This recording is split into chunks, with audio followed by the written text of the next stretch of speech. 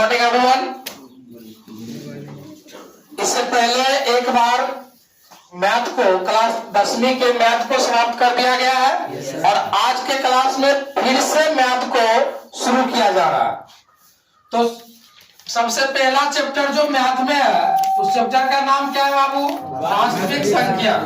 क्या है ये? वास्तविक संख्या तुम्हारे पहला चैप्टर का नाम है। और वास्तविक संख्या को इंग्लिश में रियल नंबर बोला जाता है। ठीक है, वास्तविक संख्या को अंग्रेजी में क्या बोला जाता है? रियल नंबर बोला जाता है। वास्तविक संख्या में सबसे पहले तुम जानोगे, चलो डेट लिख लेते हैं, कितने तारीख है? 25 तारीख। तो वास्तविक संख्या में सबसे पहले तुम जानोगे परिमेय संख्या, जो बहुत ही इंपॉर्टेंट है। परिमेय संख्या यानी कि रेशनल नंबर, यानी कि रेशनल नंबर। ठीक है, परिमेय संख्या किसे कहते हैं? तो सबसे पहले इसका डिफिनेशन जानोगे कि वैसी संख्या जिसे p/q के रूप में लिखा जा सके, है ना? जिसे क्या किसके रूप में लिखा जा सके? p/q के रूप में लिखा जा सके, उसे क्या कहते हैं? परिमेय संख्या कहते हैं। जिसे हम p/q के रूप में लिख सकते हैं उसे परिमेय संख्या कहते हैं।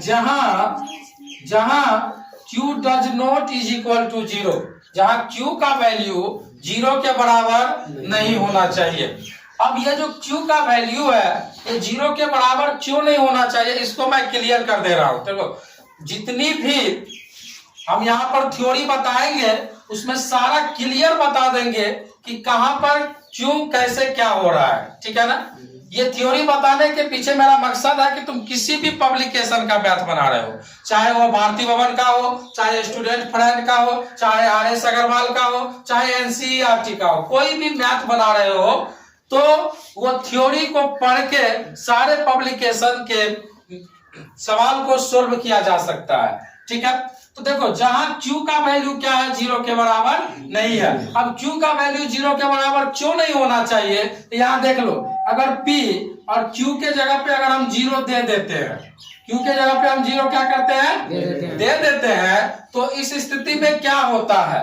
अगर q का मान 0 तो p में, अगर p के जगह पे कोई भी संख्या है, मान लो p ही है, ठीक है, तो अगर हम 0 से इसमें भाग दे देते हैं तो तुमको पता है ना कि 0 से किसी संख्या में अगर भाग लगाते हैं तो वह अपरिभाषित होता है। क्या होता है? अपरिभाषित होता है, जिसका कोई मतलब ही नहीं होता है। समझ रहा है ना? इसलिए यहाँ पर q का मान 0 नहीं होना चाहिए। अगर q का मान 0 हो जाता है तो वह क्या हो जाएगा? अपरिभाषित हो जाएगा। ठीक है, अब यहाँ पर कुछ एग्जाम्पल के द्वारा हम क्लियर करते हैं। ठीक है, देखो, जैसे 3 अब बट्टा ये 4 है, दिस इज रेशनल नंबर, यानी कि ये क्या है? परिमेय संख्या है। जैसे -5 है, ये क्या है? परिमेय संख्या है। 0 ये क्या है? परिमेय संख्या है। 7/3 यानी कि 7/3 ये क्या है? 22/7 ये क्या है? परिमेय संख्या है। 0 भी परिमेय संख्या है। समझ रहा है ना? तो लगभग जो भिन्न पूर्णांक के रूप में हो वो सारे कौन सी संख्या है? परिमेय संख्या। एक बात और भी इसको याद रखना बहुत ही जरूरी है, जैसे रूट के अंदर कोई संख्या हो और उसका वर्गमूल निकलता हो। समझ रहा है ना? मैंने क्या बोला कि रूट के अंदर कोई संख्या हो और उसका वर्गमूल निकलता हो, यानी कि स्क्वायर रूट निकलता हो, तब हम क्या करेंगे? वो परिमेय संख्या मानेंगे। जैसे √49/√64 है, तो तुमको पता है कि 49 का वर्गमूल निकल जाता है, तो 49 का वर्गमूल कितना निकलता है? 7। और 64 का वर्गमूल कितना निकलता है? 8, यानी कि 7/8 आ गया, ये परिमेय संख्या। ठीक है, रूट के अंदर हो और वर्गमूल निकल जाए तो वह परिमेय संख्या होगा। रूट के अंदर हो अगर वर्गमूल नहीं निकले तो अपरिमेय संख्या होगा। ठीक है, अगर मान लो कि तुमसे कोई पूछे कि 7 + √4 है ना, तो 7 + √4 दिस इज रेशनल नंबर, क्योंकि 4 का वर्गमूल निकल जाता है। 4 का वर्गमूल कितना निकलता है? 2। तो 7 और 2 जोड़ के आ जाएगा 9। समझ रहा ना? तो रूट के अंदर हो और वर्गमूल निकल जाए तो वह क्या होगा? परिमेय संख्या। एक एग्जांपल और बता रहे हैं, थोड़ा कैलकुलेशन भी करना पड़ता है, ठीक है? जैसे √8 और बट्टा √2 है। अब ये कोई अगर तुमसे पूछे तो तुम झट से कह दोगे कि सर ये परिमेय संख्या नहीं है, परिमेय संख्या नहीं है, झट से बोल दोगे ना, क्योंकि √2 है और 2 का वर्गमूल नहीं निकलता है, और हमने तो तुमको इससे पहले बताया है कि जिसका वर्गमूल नहीं निकले। तो यहाँ पर एक चीज यहाँ पर क्लियर है कि देखो √8 है ना, ये √8 को हम 4 गुने 2 लिख सकते हैं, लिख सकते हैं, और √2 नीचा में है, ठीक है? ये 4 का वर्गमूल तो निकल जाता है, इसका नहीं निकलता है, इसको रूट के अंदर ही छोड़ दो, और ये √2 कैंसिल, यानी कि 2। अब ये 2 कौन सी संख्या है? परिमेय संख्या है। अगर उस समय हम बोल दिए रहते ये परिमेय संख्या नहीं है तो हमारा गलत हो सकता था। इसलिए थोड़ा कैलकुलेशन पर भी ध्यान देना है, और कैलकुलेशन करके उसको फाइंड करना है कि परिमेय है या नहीं है। समझ में आ रहा? समझ में आ रहा? अब हम बता रहे हैं अपरिमेय संख्या। क्या? अपरिमेय संख्या, इरेशनल नंबर, इरेशनल नंबर, ठीक है? अपरिमेय संख्या इरेशनल नंबर वैसी संख्या जिसे P बट्टा Q के रूप में नहीं लिखा जा सके, नहीं लिखा जा सके, उसे हम क्या कहते हैं? अपरिमेय संख्या कहते हैं। उसे क्या कहते हैं? अपरिमेय संख्या कहते हैं। जहां यहां भी लिखना है कि जहां Q does not is equal to 0, Q का वैल्यू 0 के बराबर नहीं होना चाहिए। ये हम तुमको यहां से क्लियर ही कर दिए हैं कि 0 क्यों नहीं होना चाहिए, क्योंकि वो अपरिभाषित हो जाएगा, ठीक है? इसका एग्जाम्पल कुछ हम देखते हैं, जैसे √3, क्या 3 का वर्गमूल निकलता है? निकलता है पूरा पूरा?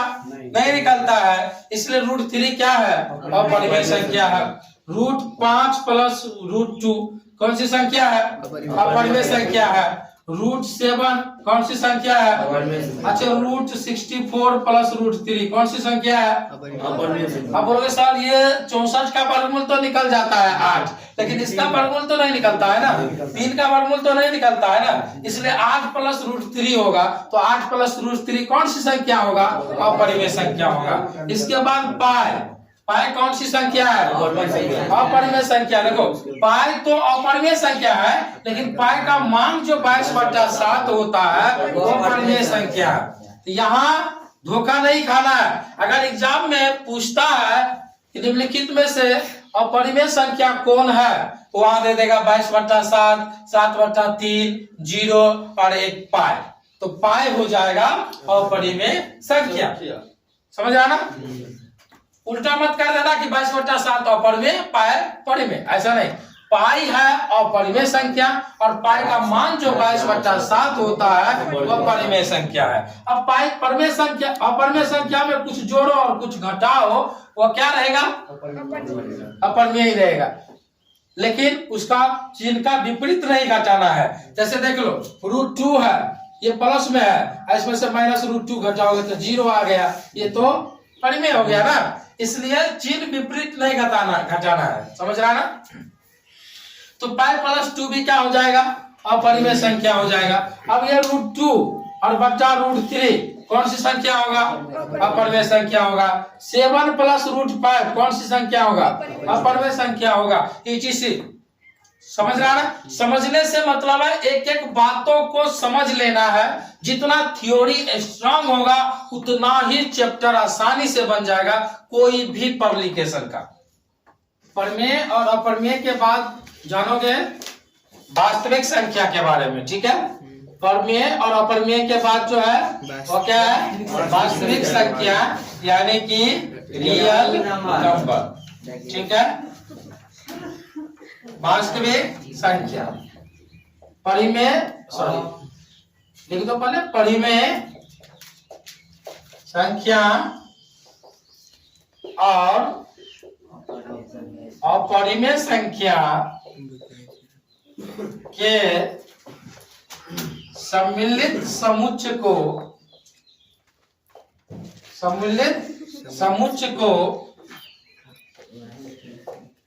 वास्तविक संख्या कहते हैं। परिमेय संख्या और अपरिमेय संख्या के सम्मिलित समुच्चय को वास्तविक संख्या कहते हैं। समुच्चय का मतलब, सम्मिलित का मतलब हुआ कि दोनों जिसमें हो, परिमेय भी हो और अपरिमेय भी हो। R is equal to P, Q का समुच्चय, यानी कि P4 परिमेय संख्या, Q4 अपरिमेय संख्या मान लेते हैं। तो R इज इक्वल टू यानी कि वास्तविक संख्या में परिमेय संख्या और अपरिमेय संख्या दोनों का समुच्चय होना चाहिए। ठीक है, यानी कि दोनों होना चाहिए, तब वह क्या होगा? वास्तविक संख्या होगा। Got it? Yes sir. Next जो बात है उसे जानना है कि दो परिमेय संख्या के बीच कितने परिमेय संख्या होता है? अनंत होता है ना। दो परिमेय संख्याओं के बीच अनंत परिमेय संख्या होता है। दो अपरिमेय संख्या के बीच अनंत अपरिमेय संख्या होता है और दो वास्तविक संख्याओं के बीच अनंत वास्तविक संख्या होता है। तो हम लिख भी दे रहे हैं, तुम लोगों को नोट भी कर लेना है। दो परिमेय संख्या के बीच, दो परिमेय संख्या के बीच अनंत परिमेय संख्या होता है। क्या होता है?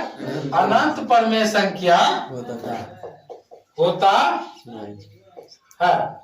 समझ रहा ना? दो परिमेय संख्या के बीच अनंत परिमेय संख्या होता है और दो अपरिमेय संख्या के बीच, दो अपरिमेय संख्या के बीच अनंत अपरिमेय संख्या, अनंत अपरिमेय संख्या होता है। समझ रहा? दो अपरिमेय संख्या के बीच कितने अपरिमेय संख्या होता है? अनंत होता है। और दो परिमेय संख्या के बीच कितने परिमेय संख्या होता है? अनंत परिमेय संख्या होता है। ठीक है, अब दो वास्तविक संख्या के बीच, दो वास्तविक संख्या के बीच अनंत वास्तविक संख्या होता है। ठीक है, दो वास्तविक संख्या के बीच अनंत वास्तविक संख्या होता है। क्लियर है? समझ में? आप जानोगे यूक्लिड विभाजन एल्गोरिथ्म या भाग एल्गोरिथ्म या लेमा। समझ रहा है ना? तीन नाम है इसका, यूक्लिड विभाजन एल्गोरिथ्म या भाग एल्गोरिथ्म या लेमा। ठीक है, तो इसमें क्या होता है? A बराबर BQ प्लस R होता है। A बराबर क्या होता है? BQ प्लस R होता है। जहां तुम लोग बचपन से पढ़ता आया होगा, भाज्य बराबर भाजक गुने भागफल जोड़ शेषफल। तो A जो है वह भाज्य है, A क्या है? B क्या है? भाजक है। Q क्या है? शेषफल। भागफल है। और R क्या है जी? शेषफल है। समझ रहा है ना? R क्या है? शेषफल है। A भाज्य है, B भाजक है, Q भागफल है और R क्या है? शेषफल है। समझ रहा है ना? तो इसलिए होता है A बराबर BQ प्लस R। अब देखो, ये जो यूक्लिड विभाजन एल्गोरिथ्म है, इसका प्रयोग हम महत्तम समावर्तक निकालने के लिए करते हैं, यानी कि मौसा निकालने के लिए हम करते हैं। अगर हमको कुछ तुम्हारे चैप्टर के अंदर आए कि यूक्लिड विभाजन एल्गोरिथ्म से, यूक्लिड विभाजन एल्गोरिथ्म से मौसा ज्ञात करें, मौसा ज्ञात करे, यानी कि महत्तम समावर्तक ज्ञात करे। जैसे फॉर एग्जांपल तुमको दे देगा, ये 225 है और ये 350 है। अगर इसका मौसा निकालने के लिए दे दिया जाए तब क्या करोगे? तो देखो, यूक्लिड विभाजन एल्गोरिथ्म का आपको प्रयोग करना है तो दोनों में बड़ा को देख लेना है। दोनों में बड़ा कौन है? 350, वह भाज्य हो जाएगा। 350 क्या हो जाएगा भाज्य। अब क्या करना है 350 और यहाँ क्या है 225। तो 225 को दो बार मल्टीप्लाई करेंगे तो कितना हो जाएगा 450 हो जाएगा। लेकिन यहाँ है 350 तो कितना से मल्टीप्लाई करना पड़ेगा 1 से मल्टीप्लाई करना पड़ेगा। अब कितना हुआ 225 और 225 में कितना जोड़ेंगे तो 350 हो जाएगा। 175 कितना जोड़ना पड़ेगा 125 जोड़ना पड़ेगा। कितना जोड़ना पड़ेगा 125 जोड़ना पड़ेगा। शेषफल को यहाँ लिख दिए। अब हो गया ना भाज्य बराबर भाजक गुने भागफल जोड़ शेषफल हो गया।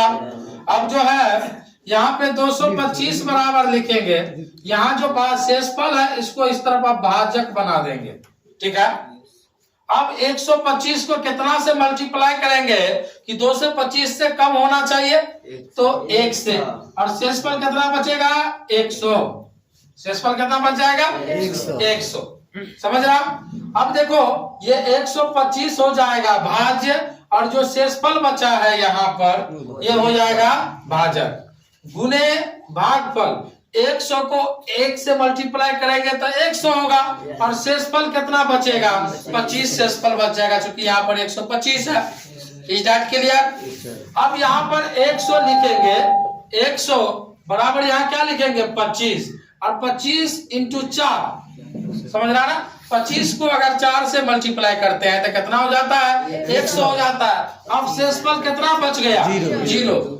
जब तक शेषफल 0 ना आए तब तक ये कैलकुलेशन करते रहना है। अब शेषफल 0 आ गया तो ये कैलकुलेशन को खत्म कर देना है और यही हमारा आंसर आएगा HCF इज इक्वल टू यानी कि हाईएस्ट कॉमन फैक्टर महत्तम समावर्तक इज इक्वल टू हमारा जो आएगा वो आंसर कितना आएगा 25 आएगा। किसी को प्रॉब्लम है तो भाग एल्गोरिथम से मोशन निकालने की ये विधि है। इससे पहले तुम लोगों को पढ़ाया गया था बचपन में है ना। मोशन निकालने की 2 विधियां आवाज गुणनकर विधि से और भाग विधि से। और यहाँ एक तीसरी विधि आ गई है वह है यूक्लिड विभाजन एल्गोरिथम से।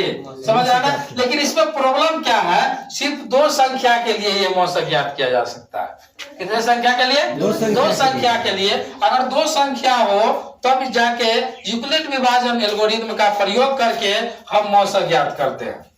ठीक है चलो नोट किया जाएगा। तो आशा करते हैं कि आप लोगों को मेरा वीडियो पसंद आ रहा है। अगर मेरा वीडियो पसंद आ रहा है तो वीडियो को लाइक कर दीजिए और अपने ग्रुप में ज्यादा से ज्यादा शेयर कर दीजिए। और पहली बार अगर मेरे चैनल पर आए हैं तो चैनल को सब्सक्राइब कर लीजिए, बेल आइकन को दबा दीजिए जिससे कि मेरा कोई भी वीडियो अपलोड हो तो सीधा नोटिफिकेशन आप तक पहुंचे। मिलते हैं नेक्स्ट वीडियो में, तब तक के लिए जय हिंद जय भारत।